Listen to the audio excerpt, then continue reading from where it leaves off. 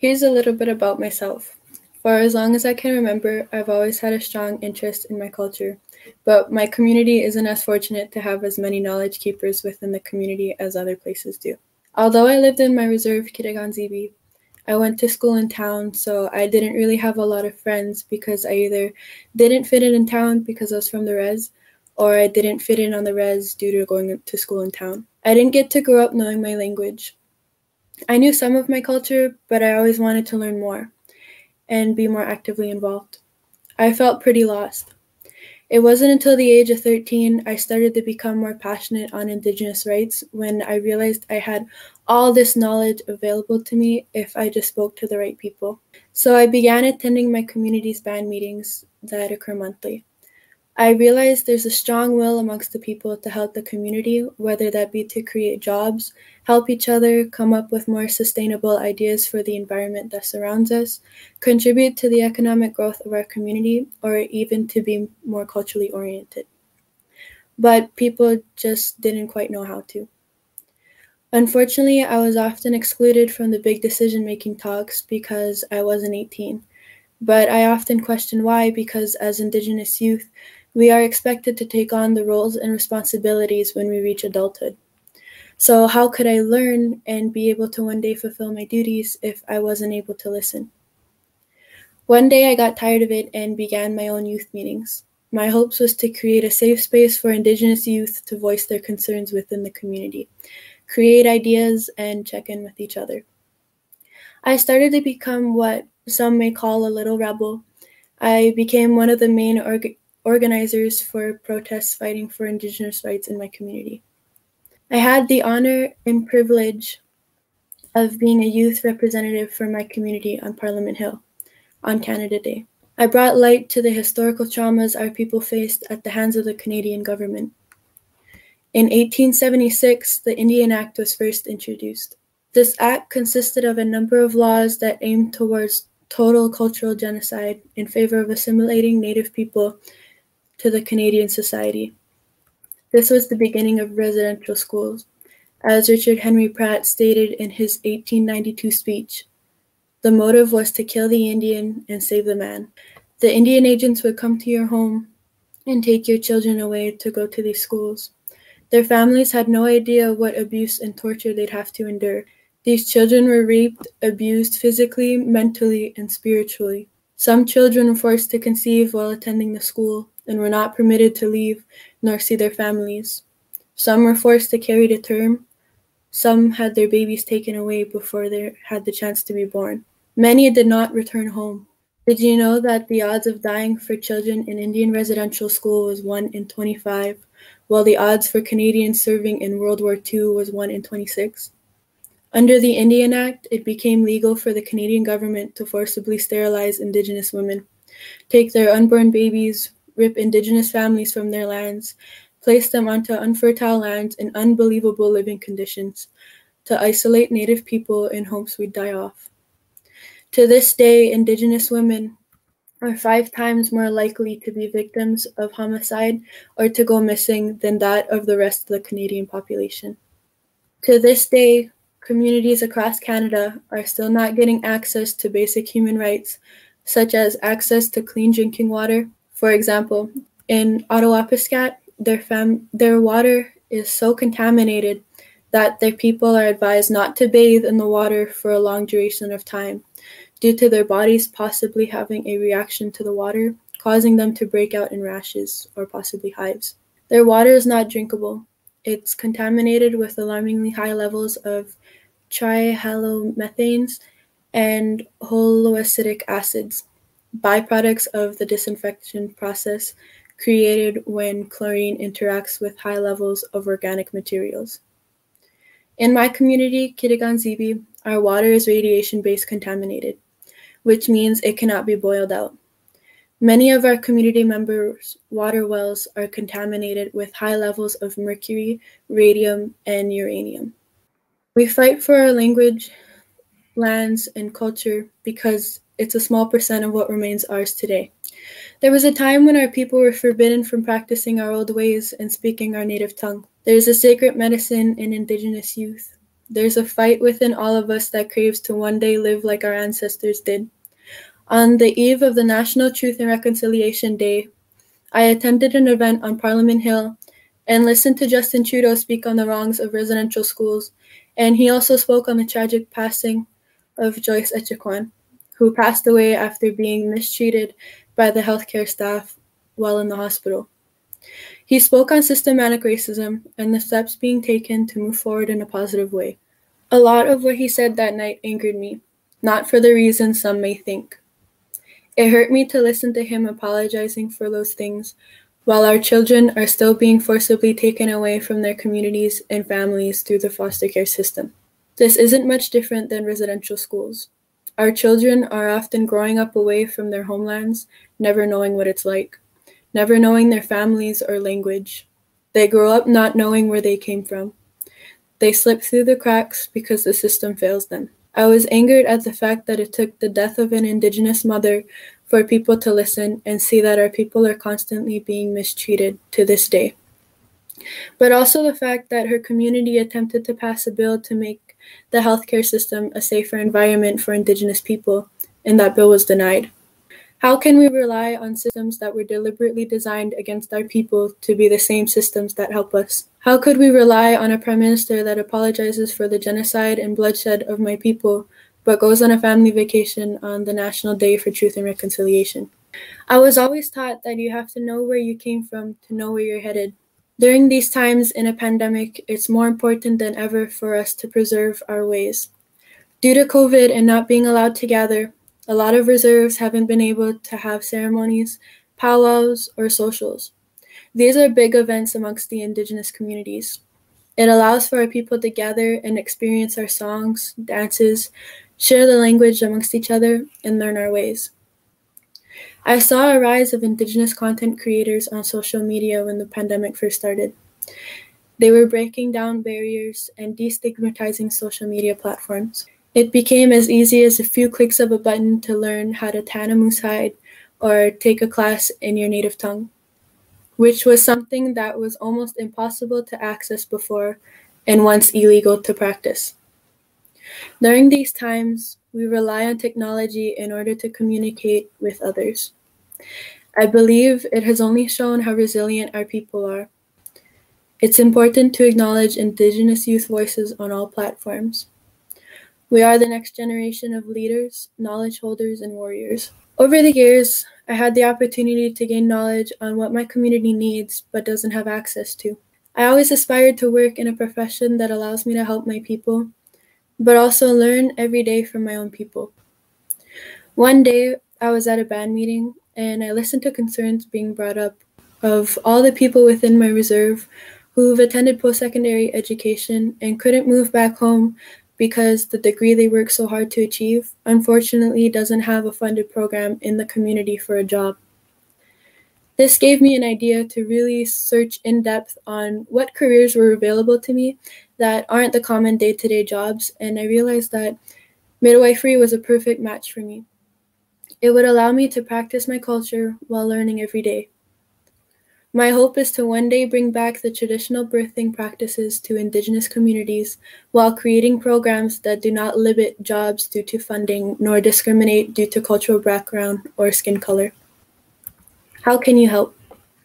I think if everyone puts effort into educating each other, we would be taking the steps to moving forward together to combat racism and the divide between each other.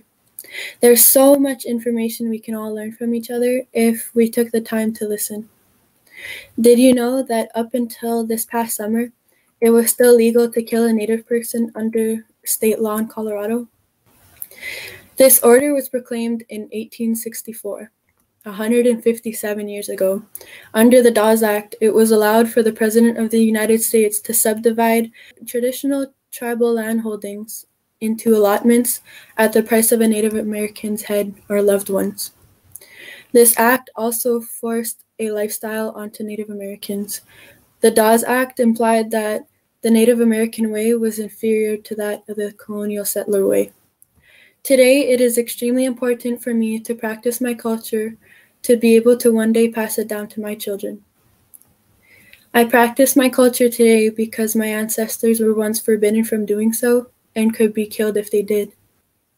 I hope one day my children could be fluent in their native tongue and not be scared to embrace who they are as Indigenous people. If we think about combining technology with our knowledge, we could create a safe space for everyone to communicate and learn. I was lucky to stumble upon my dream career path. There is a lot to be learned on Indigenous communities and governance. We always think 7 generations past and 7 generations to come. If we created online platforms that allowed you to have all these laws, bills available at your fingertips, both positive and negative, it could help guide the next generation towards their own dream careers when they know where they can help. When we raise strong people, our communities and nations become stronger. We become one. When we take the step towards bridging these gaps, we strengthen who we are. We become closer. This is from my roots to yours through my lens. Thank you for the opportunity and allowing me to share my experience and knowledge with you. Wow, thank you so much, Asha. And now I'd like to bring in Megan Comonda, who is Indigenous Community Liaison in the Digital Change Sector for TBS and who introduced us to Asha. Hi, Megan. Hi, everybody. Thank you for being here today. Can you tell us a bit about the work you do, Megan? Yes. So as you said, Alistair, my title is the Indigenous Community Liaison. So basically what I've been doing for, I'd say, the last 3 years is trying to ensure, that Indigenous voices are heard and that they're implemented in a lot of the various initiatives that are going on in government, Indigenously led initiatives, trying to, make sure that that we have a seat at the table for programs and initiatives that are built for Indigenous communities. So some of the things that we have on the go are very much spread intergovernmentally. So a lot of departments are involved, and then there's a very vast Indigenous community network within the public service. So just trying to always make sure, that the initiatives are connected to community and vice versa. So. Awesome. Thank you for the work that you do. Asha, I couldn't help but be struck when you were telling your stories and some of the other ones I heard behind the scenes, that social media is both a blessing and a curse, right? On the one hand, it allows self-organization and accountability, and we're all able to capture the horrible things that are happening in the world and share them quickly without permission from the traditional media system. On the other hand, it can be a huge factor in hate speech and marginalization. And obviously not everybody has access to those technologies. Do you think social media has made the world better or worse in the last couple of decades? I think that's a tricky one because a lot more people are getting access to social media. So it's kind of hard to gauge whether that got better or worse because was there less people before than there is now, or are there more people? I definitely think it's opened up some really great aspects, like I do beadwork, so sometimes I'll be like, okay, I forget how to do this kind of stitch. Let me just search it up real quick on how to do it, and I'll have access to like a bunch of Indigenous content creators that are like, okay, here's this stitch. Well, here's 10 different ways on how to do it now, where like you didn't really have access to that before. It was kind of more self-taught or learning from like a person from your family who teaches you. But on the other hand, I also think it's opened up a lot of negative doors. Because on a lot of posts that you see of Indigenous content creators, you also see the negative racist comments underneath, like the stereotypes, it can be just a Indigenous person enjoying their landscape, and there'll be like a bunch of negative comments underneath. So I think that's kind of hard to say, but on the aspect of sharing knowledge and having more knowledge accessible to us, I definitely think that it's improved a lot and helped, especially Indigenous content creators. It's helped them a lot with getting that knowledge out there. I hadn't really thought about the impact on cultural sharing, but it's true. You can go and you can search for anything you want and probably find it. In terms of organizing groups and recording sort of activism and protest, the whole Idle No More movement, is that something you think could have happened prior to the rise of hashtags and social media? I think it's definitely something that could have happened, but whether it could have been pulled off in such a fast way without social media, I don't know if it would have been possible, or as big of a movement because I only found out through social media. So would people have known or had access to it before? I don't think so. So I think social media has definitely helped us out in the getting our movements out there, getting our voices out there, especially when we're looking for help from allies and stuff, getting our voices out there in a very quick way. Social media has definitely helped us out in that department. So Megan, you introduced us to Asha, and thank you again. Why was it so important for you to have youth involved in this kind of conversation? I think there's a great emphasis in our communities, in Indigenous communities, to ensure that our youth also have a voice at the table, especially, the fact that they are our future leaders.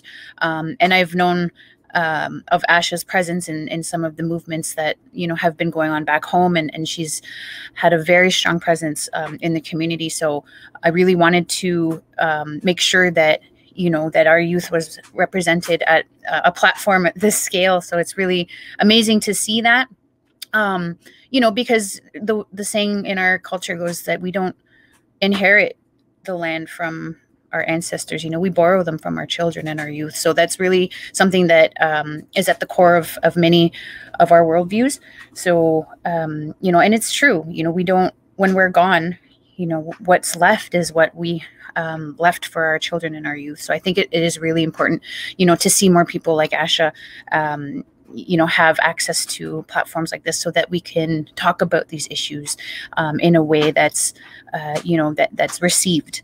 So it was really important for me to, ensure that that we have youth at the table here. So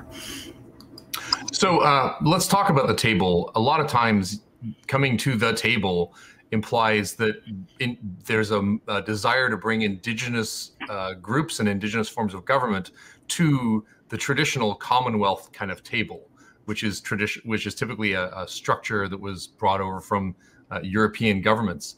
But let's talk about going the other way. And I'd love to hear this from both of you, are there practices in Indigenous governments that you think should be studied or adopted by Western governments rather than the other way around? What should we be bringing into Canadian government from First Nations kind of wisdom? I mean, obviously your line about looking after the world for the future would be a great thing as we're trying to tackle climate change. But what would you like to see more of in the government of Canada that's borrowed from First Nations or Indigenous forms of government? So there's so many different dynamics at play here, Alistair. There's, and we can go down so many different channels here, but I think what's most important at the end of the day is ensuring, because Indigenous people are underrepresented in government. It's well known. It's across the board. It's in all the different classifications. It's in all the reports. But it would be really, really great to see, that connection and the way that we function in our communities is that we ensure that our elders, are connected to the work that we do. A lot of times we don't make decisions at the table, without having brought it back to the community, especially to our elders and our youth. Our youth have always been very connected to the elders. Grandparents have a very strong connection to their grandchildren. It's always been that way. It's that older wisdom being connected to the up and rising knowledge that we see in our youth. So it would be really great to see, that kind of practice happening in government where we're really listening, and at the end of the day, leveraging the technology that we have to connect communities that may not have had, the opportunity prior to this surge in or this push towards remote work even, so giving that stage and that opportunity to Indigenous communities who are, maybe working in isolation, a lot of the communities that don't necessarily have the option to just kind of get in their car and drive to the office. So there's, I think a need for recognition that Indigenous communities can definitely be at the table now that we have access to greater technologies, and whereas we may not have had that before.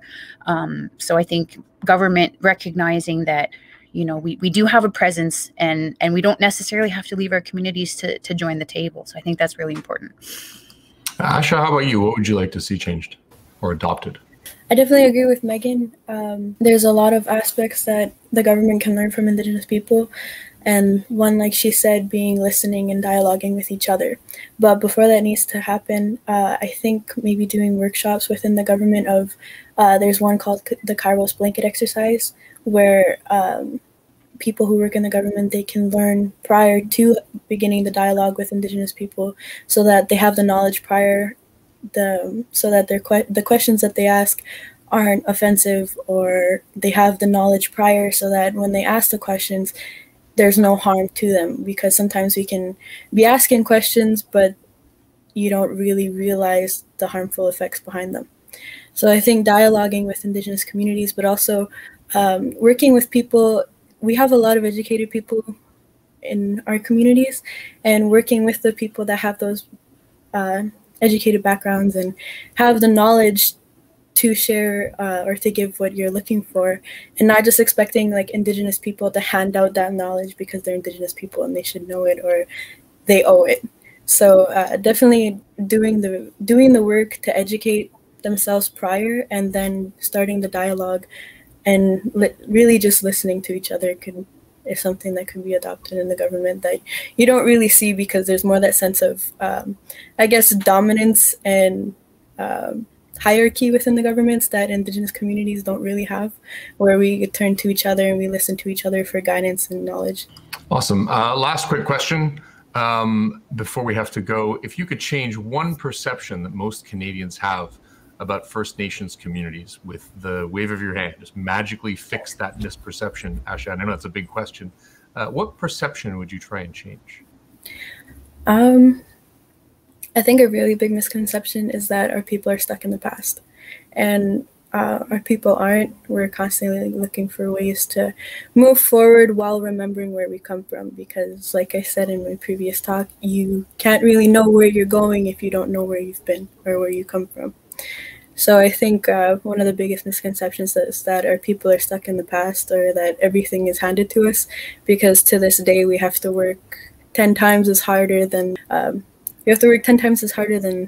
the average population does to just be able to create safe environments for ourselves, or just the basic, day-to-day job is harder for us because there's so much stereotypes that are kind of the norm or considered normal that we're going to live up to, and it's not.